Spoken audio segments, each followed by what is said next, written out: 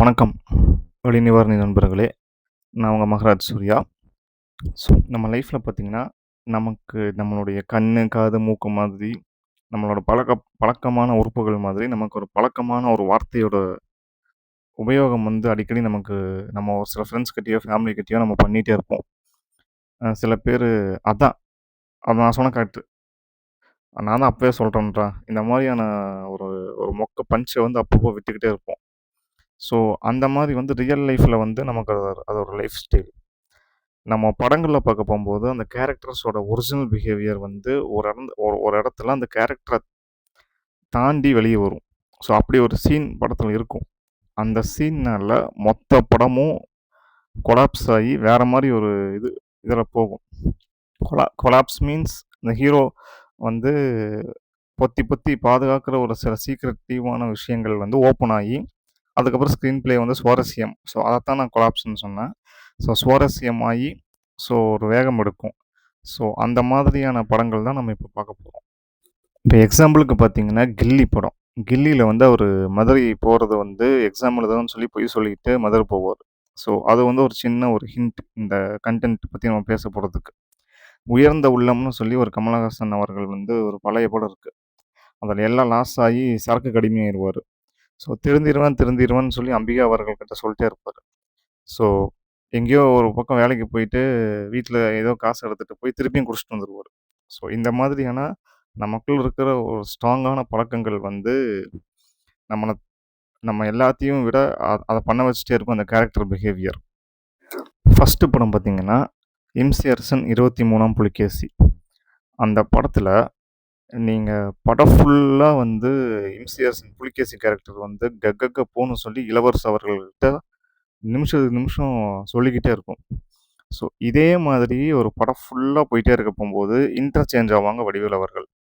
So, உக்கரபுத்தன் ராஜாவாகி, இங்க இருக்கிற வடிவேல எல்லாம் விக்கையெல்லாம் ரிமூவ் பண்ணி, ஜெயில்ல போட்டு பாதாள செல்ல அடைச்சிருவாய்ங்க. ஸோ, டுவார்ட்ஸ் கிளைமேக்ஸ்ல அந்த அரண்மனைய ஃபுல்லா நாசரோட கண்ட்ரோல்ல கைப்பற்றிருவாங்க வெள்ளைக்காரங்க. அந்த டைம்ல இவரு உக்கரபுத்தனா புலிகேசி வடிவேலு வருவாரு. நார்மல் முடியெல்லாம் எடுத்துட்டு ராஜாவா இல்லாம வருவாரு. அப்போ ஒரு டயலாக் பேசிட்டு, அந்த ராஜா தப்பானவர்ன்னு சொல்லி அங்கருந்து தப்பிக்கணும். அப்படி பேசிட்டு இருக்க போம்போது, இளவரசு அவர்கள் இன்டர்ஃபியர் ஆயி, அப்போதென்றால் கொடுங்கோல் ஆட்சி புரியும் கொடிய மன்னன் என்று சொல்கிறாயா? அந்த மாதிரி ஒரு டயலாக்க போடுவாரு. டக்குனு வடிவேலு கக்கு போ அமைச்சரே! அப்படிங்கிற மாரி சொல்ல வந்துருவாரு. ஸோ, அந்த ஒரு நொடி டோட்டலா சேஞ்ச் ஆயிரும் படமே. அப்போ இளவரசர் கண்டுபிடிச்சுருவாரு. அப்போ இளவரசு அவர்கள் கண்டுபிடிச்சுருவாரு. மன்னா நம் மன்னர்ன்னு சொல்லி நாசர்ட்ட சொல்லுவாரு. டக்குன்னு நாசர் புடிச்சு மூஞ்சிய திருப்பி பார்த்தா புலிகேசி. ஸோ, இங்க இருக்கிறவர் உக்கரபுத்தன் கன்வே ஆயிரும். ஸோ, அதுக்கப்புறமா படம் நெக்ஸ்ட் லெவல் அந்த டுவர்ட்ஸ் கிளைமாக்ஸ நோக்கி வேகமா ஒரு பாய்ச்சல் எடுக்கும். ஸோ, இதுதான் கேரக்டருடைய பிஹேவியர்ஸ். இந்த மாதிரி கார்த்தி அவர்கள், நவரச நாயகன் கார்த்தி அவர்கள் நடிச்ச ஹரிச்சந்திரான்னு ஒரு படம் இருக்கு. அந்த படத்துல அந்த கதாபாத்திரத்துக்கு கார்த்தி அவர்கள் பொய் மட்டுமே பேசுற ஒரு ஆள். படம் ஃபுல்லா பொய் தான் பேசுவாரு. சமாளிச்சுக்கிட்டே இருப்பாரு மீனா மேடம. படம் ஃபுல்லா அதுதான் பிரச்சனையா ஒரு பொய்ய சொல்லிட்டு அதுலருந்து தப்பிக்கிறது. சீக்வன்ஸா அழகா ஸ்க்ரீன் ப்ளே இருக்கும் அந்த படத்துல. ஒரு லைட் ஹார்ட்டட் காமெடி படம் பண்றவங்களுக்கு அது ஒரு ஒரு நல்ல ஒரு கைடு அந்த படம். அந்த படத்துல பார்த்தீங்கன்னா, ஜனகராஜ் அவர்களுக்கும், நவரச நாயகன் கார்த்தி அவர்களுக்கும் ஒரு பார்ல ஒரு பிரச்சனை போகும். அந்த பிரச்சனை முடிஞ்சதுக்கு அப்புறமா மீனா மேடம் வீட்டுக்கு ஜனகராஜ் அவர்கள் ஃபேமிலி ஃப்ரெண்ட் எதர்ச்சியா வருவாங்க. வரப்போம்போது கார்த்தி அவர்கள் அங்க இருப்பாங்க. அப்படியே கொலாபரேட் ஆயி போகும்போது இத ஓப்பன் பண்ணுவோம். இந்த பிரச்சனைய ஓப்பன் பண்ணுவாரு ஜனகராஜ். அந்த டைம்ல என்ன ஆகும்னா, எல்லாரும் சமாளிச்சுக்கிட்டு இருப்பாங்க. டக்குன்னு கார்த்தி அவர்கள் பார் பேர சொல்லி டக்குன்னு நாங்க என்னமோ அங்க போய் சங்கீதா பார்ல ஏதோ அந்த மாரி சம்திங் ஏதோ ஒரு பேர சொல்லி, நாங்க என்னமோ அந்த பாருக்கு போயி முயல் கறிக்காக சண்டை போட்டோங்கிற மாதிரி பேசுறீங்களேன்னு சொல்லி டக்குன்னு கன்வே பண்ணிருவாரு கார்த்தி சாரே. ஸோ என்னன்னா, பர்ட்டிகுலரா அதுவரைக்கும் அந்த படத்துல இந்த லொகேஷன்ல தான் சண்டையாச்சுன்னு ஜனகராஜ் அவர்கள் சொல்லியிருக்கவே மாட்டாரு. அத கார்த்தி அவர்கள் ஓப்பன் பண்ணிருவாங்க. ஓப்பன் பண்ண உடனே மாட்டிட்டியே சந்துருன்னு சொல்லிட்டு சினி ஜெயந்த், விவேக், வையாபுரிலாம் கிளம்பிருவாய்ங்க. ஸோ அந்த இடத்துல ஸோ அப்படியே சீன் கொலாப்ஸ் ஆகி ஸ்க்ரீன் பிளேவோட சுவாரஸ்யம் கூடி மீனா அவர்கள் வந்து டிஷ்யூம் டிஷ்யூம் சண்டைய போட்டு கல்யாணத்த ஹோல்டு பண்ற மாதிரியான சீக்வென்ஸஸா போகும்.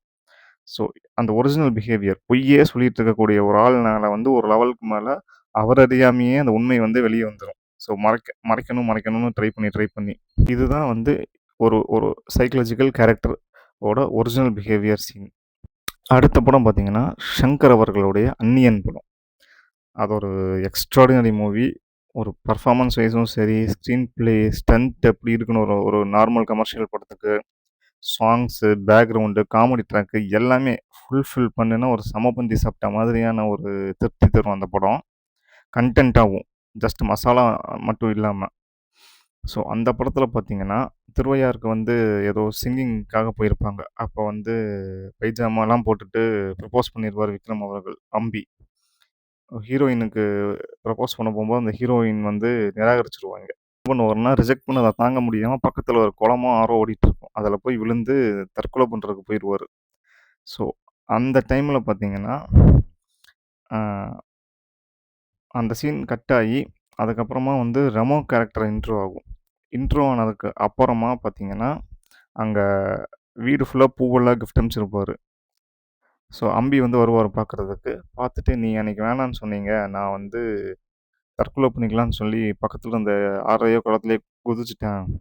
அப்படின்னு சொல்லிட்டு, சட்டப்படி தற்கொலை பண்றது தப்பு. அதனால எந்திரிச்சு வந்துட்டேன்னு வந்து சொல்லுவாரு. அந்த கேரக்டரே வந்து ரொம்ப ரூல்ஸ் ராமானுஜம் தான் அந்த படத்தோடைய வக்கீல்க கூப்பிடுற பேரு. அந்த படத்துல லாயர் சீன்ஸ்லாம் வரும்போது ரூல்ஸ் ராமானுஜம் தான் சொல்லுவாய்ங்க. ஸோ, அந்த ரூல்ஸோடைய ஒரு இத வந்து இம்பேக்ட் வந்து ஒருத்தங்க சூசைட் பண்ண போம்போது, அது கவர்மெண்ட் போட்ட ரூல் கிடையாது. சூசைட் பண்றது சட்டப்படி தப்புன்னு சொல்லி எந்திரிச்சு வந்துரும். ஸோ, இதுதான் அந்த கேரக்டரோட ஒரிஜினல் பிஹேவியர். இன்னமும் அந்த சீன்ல ஒரு டீட்டெயிலிங் பண்ணியிருப்பார் சங்கர் சார். அந்த கேரக்டர் வந்து ரொம்ப பெர்ஃபெக்ட்டு, ரொம்ப கரெக்ட்டான ஒரு பிஹேவியர் பண்ற ஆளுங்கிறத வந்து, சதா அவர்கள்கிட்ட வந்து 2 நிமிஷம் பேசணும்னு சொல்லி கூட்டிட்டு போவாங்க. அந்த ப்ரொபோசல் சீன் நடக்கறதுக்கு முன்னாடி ரிஜெக்ட் பண்ணதுக்கு அப்புறமா. அப்ப என்ன பண்ணுவாருன்னா, வாட்ச்ல டைம் பார்த்துட்டு கரெக்ட்டா அந்த முள்ளு 1 நிமிஷம் ஆகி முடிச்சதுக்கு அப்புறமா பேசத் தொடங்குவாரு. ஸோ 2 1/2 நிமிஷம் ஆயிறக்கூடாது அப்படிங்கிறதுக்காக, கரெக்ட்டா 2 அந்த ஒரு செகண்ட் முள்ளு ஒரு 30 செகண்ட் முடியிற வரைக்கும் வெயிட் பண்ணுவாரு. ஸோ இதுதான் வந்து கேரக்டர்ஸோட one of the original behaviour. அப்புறமா விஜய் அவர்கள் நடிச்ச யூத்ன்னு ஒரு படம் இருக்கு. அந்த படத்துல பார்த்தீங்கன்னா, ஒரு ஒரு குக்கிங் ஒரு நிகழ்ச்சிக்கு வந்து விஜய் அவர்கள் gang of friends, Vivek sir, 2ண்ட் ஹீரோ, 3 ஹீரோ அந்த மாரி ஆட்கள்லாம் போவாய்ங்க. அவருடைய தொழில் வந்து கேட்டரிங் அதுல. ஸோ அங்க போனவுனே பஜ்ஜி ஒருத்தர் போட்டுக்கிட்டு இருப்பாரு. ஸோ பஜ்ஜி போட போம்போது, "பஜ்ஜி இப்படி போடக்கூடாது. வயசு பொண்ணு கன்னத்துல முத்தம் குடுக்குற மாதிரி வந்து இப்படி பட்டும் படாம வந்து இப்படி மாவு மாவுல இப்படி பெரட்டி தொட்டும் தொடாம வந்து இந்த மாரி சொல்லிக் குடுக்க ஆரம்பிச்சுருவாரு." ஸோ அப்ப கூட இருக்கிற ஹீரோ 2ண்ட் ஹீரோ சொல்லுவாரு விஜய் சார்ட்ட, "நம்ம இங்க சமைக்க வரல. நம்ம இன்னைக்கு சாப்பிட வந்திருக்கோம். அதனால இத வந்து கண்ட்ரோல் பண்ணுன்னு" சொல்லுவாரு. ஸோ இதுதான் அந்த கேரக்டரோட ஒரிஜினல் பிஹேவியர். ஸோ சைக்காலஜிக்கலி நம்மளே ஒரு ஒரு டெய்லரா இருக்கோம்னா, இன்னொரு டெய்லர பார்த்தா நம்ம டெய்லரிங்க பத்தி பேச ஆரம்பிச்சுருவோம்.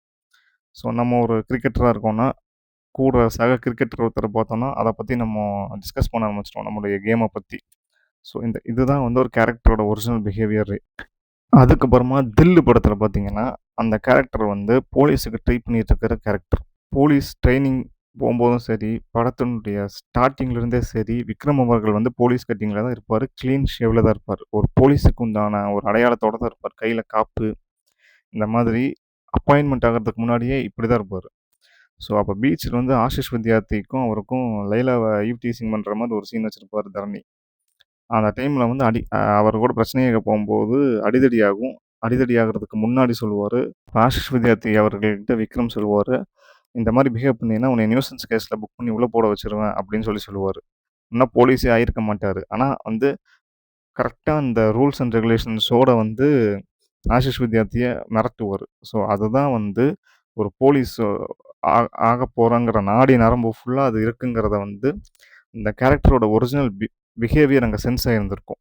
அதுக்கப்புறமா அவருக்கும் விக்ரம் சாருக்கும், ஆஷிஷ் வித்யார்த்திக்கும் சண்ட வந்து, அதுக்கப்புறம் அது அப்படியே புயல் மாதிரி படம் பரபர பர பரபரன்னு அதுக்கப்புறம் தான் டேக் ஆஃப் பயங்கரமான டேக் ஆஃப் ஆகும் அந்த படம்.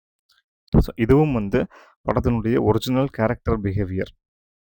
ஸோ சந்தானம் அவர்களுடைய "அரையன் 305 கடவுள்" படம் பார்த்தீங்கன்னா, அந்த காஃபி டேல வந்து கொஞ்ச நாள் வந்து ஒரு காஃபி பாயா வந்து அங்க சப்ளையரா வேல பார்ப்பாரு. ஸோ அவர் ஒரு பொண்ணை லவ் பண்ணிட்டுருப்பார் ஹீரோயினை. பொய் சொல்லி பெரிய கம்பெனியில் வேலை கிடைச்சிருச்சுன்னு சொல்லி கதை விட்டுட்டு 2 டபுள் சைடு லவ் பண்ண ஆரம்பிச்சிருவாங்க. ஸோ அந்த டைமில் வந்து காஃபி டேயில் ஒர்க் பண்ணிட்டு இருக்கும்போது லவ்வர் உள்ளே வரதை பார்த்துருவார். ஸோ டக்குன்னு போய் காஸ்டியூம் எல்லாம் மாற்றிட்டு டக்குன்னு அப்படியே கேஷுவலாக வர மாதிரி ஃபார்முலேருந்து உள்ளேருந்து வெளியே வருவார். வெளியே வந்தோடனே உட்காந்தவொடனே என்ன சாப்பிட்றீங்கன்னு கேட்பாங்க. ஹீரோயின் வந்து ஒரு லைம் டீயோ ஒரு பிளாக் டீயோ கொடுங்கன்னு சொல்லி சொல்லுவாங்க. அது 4 மணிக்கு தானே போடுவோன்ட்டுருவார் டக்குன்னு. இவங்க முழிப்பாங்க, "இல்ல நான் வந்து சும்மா பொதுவா எனக்கு தெரியுங்க. நான் ரெகுலரா வருவேன்னு" சொல்லி சமாளிப்பாரு. அங்க வேலை பார்க்குற ஒரு ஆள் அவருக்கு தெரியும். எந்தெந்த மணிக்கு எந்தெந்த டிஷ் போடுவாங்கன்னு. ஸோ அதான் வந்து பழக்க தோஷத்துல அந்த கேரக்டருடைய பிஹேவியர் வெளிப்பட்டுரும். ஸோ இதுதான் வந்து படத்தினுடைய ஒரு ஒரிஜினல் கேரக்டர் பிஹேவியர். அடுத்த படம் பார்த்தீங்கன்னா, மெட்ராஸ். ஸோ பா. ரஞ்சித் அவர்களுடைய cult all time the best படம் அது. ஸோ அந்த படத்துல ஃபுட்பால் கேம் விளையாடுற மாதிரி அது அந்த ஒரு கேரக்டருக்கு வந்து ஒரு ஒரு பிஹேவியராகவே இருக்கும். ஸோ கிளைமேக்ஸ்லேருந்து ஒரு 4, 5 கேங் வந்து சுற்றி அவரை ஹோல்டு பண்ணி வச்சுருப்பாங்க, சண்டை போட்டுட்டு இருப்பாங்க. அந்த டைமில் வந்து அந்த ஃபுட்பால் கேமோடைய சைக்காலஜிக்கல் சென்ஸ் ஓப்பன் ஆகி கார்த்தி அவர்கள் வந்து அதே மாதிரி வந்து அவங்கள அட்டாக் பண்ணுவாங்க. ஸோ இது வந்து நான் இது வரைக்கும் சொன்ன படங்கள் எல்லாமே வந்து அதனுடைய டாக்கு, டயலாக்ஸ், பிஹேவியர் தான்.